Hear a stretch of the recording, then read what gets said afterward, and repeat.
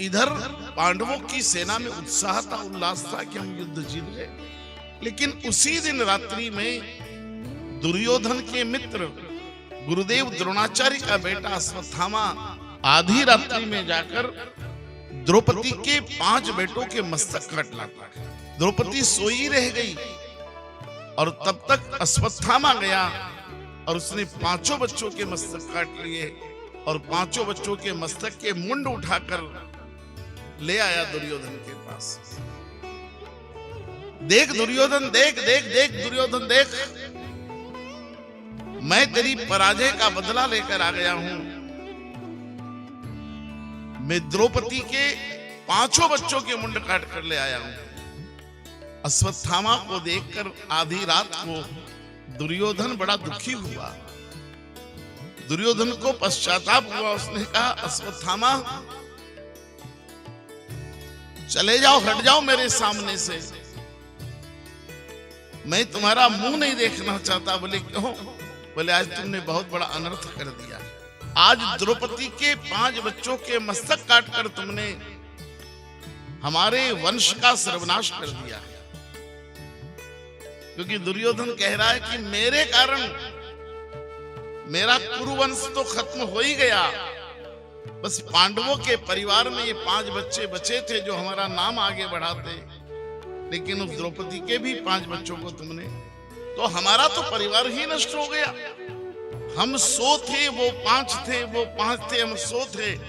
दुश्मनी अपनी जगह थी, लेकिन अश्वत्थामा आज तूने मेरे परिवार को नष्ट कर दिया।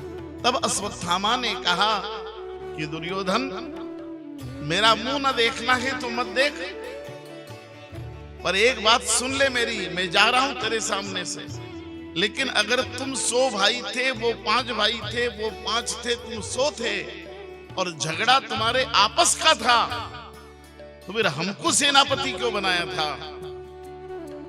हम तो अपना काम करेंगे ना सेनापति बनकर। और सुन दुर्योधन, अपनों के झगड़ों में अगर गैरों को शामिल किया गया तो यही सर्वनाश देखना पड़ेगा। तुमने हमें क्यों सेनापति बनाया? बोले हट जा अश्वत्थामा मेरे सामने से, मरते वक्त मुझे और दुखी मत कर। दुर्योधन वो जीव है जो सर्वनाश के बाद पछताता। पश्चाताप तो गलत करोगे तो सबके जीवन में पैदा होगा, लेकिन समय पर समझ जाए और पश्चाताप कर ले, वो युधिष्ठिर है। और सब कुछ नाश करने के बाद पश्चाताप करे वो। पश्चाताप तो अर्जुन को भी पैदा हुआ है, कूद पड़ा है रस्से कि नहीं मुझे युद्ध नहीं लड़ना। अर्जुन के जीवन में पश्चाताप पहले पैदा हुआ है, दुर्योधन के जीवन में सर्वनाश के बाद पश्चाताप। पछताते दोनों हैं। अर्जुन भी गांडीव फेंक देता है, रथ से कूद पड़ते हैं अर्जुन की मुझे युद्ध नहीं लड़ना भगवान, मैं अपनों का सर्वनाश नहीं कर सकता। भगवान समझाते हैं कि नहीं अर्जुन, तुम अपनों को नहीं मार रहे हो, तुम अधर्म को मार रहे हो। और जो अधर्म के राह पर है वो तो खुद मर चुके हैं, उन्हें क्या मारना, तुम्हें तो निमित्त ही बनना। और इसलिए अश्वत्थामा भाग गया वहां से। तब तक भगवान कृष्ण को लेकर अर्जुन आए और अर्जुन ने अश्वत्थामा का पीछा किया और उसे नाग पास में बांध लिया। द्रौपदी के पास ले गए और द्रौपदी ने अश्वत्थामा को क्षमादान दे दिया। द्रौपदी से पूछा गया, तुम अश्वत्थामा को क्या दंड देना चाहती हो? इसने तुम्हारे 5 बच्चे मारे हैं। द्रौपदी कहती है कि मेरे तो गोदी के छोटे छोटे बच्चे मरे तो मैं इतना रोती हूं कि अश्वत्थामा तो जवान है, ये जवान बेटा मर जाएगा तो इसकी मां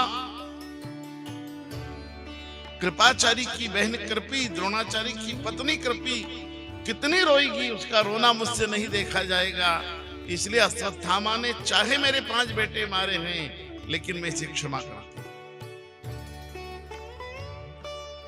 द्रौपदी ने क्षमा कर दिया। भगवान मुस्कुरा उठे कि द्रौपदी, यही क्षमा करना था तो पहले दिन कर देती तो ये सर्वनाश नहीं होता। लेकिन तूने क्षमा कहां किया? तूने तो बाल बिखेरे थे और बाल बिखेर कर प्रतिज्ञा की थी कि जब तक दुशासन के खून से बाल नहीं धो लूंगी तब तक चोटी नहीं बांधूंगी। और आज किसी को क्षमादान दे रही है द्रौपदी। तो ये द्रौपदी की बुद्धि है। जो आखिरी में पछताती है वो द्रौपदी है। जो आखिरी में पछताता है वो दुर्योधन है। सर्वनाश के बाद पश्चाताप जीवन में ठीक नहीं है। इसलिए पहले विचार करना चाहिए सब बातों का। जो पहले विचार नहीं करते, पहले तो बाल बिखेर लिए, प्रतिज्ञा कर ली और अब शांति दूत बन रही है द्रौपदी।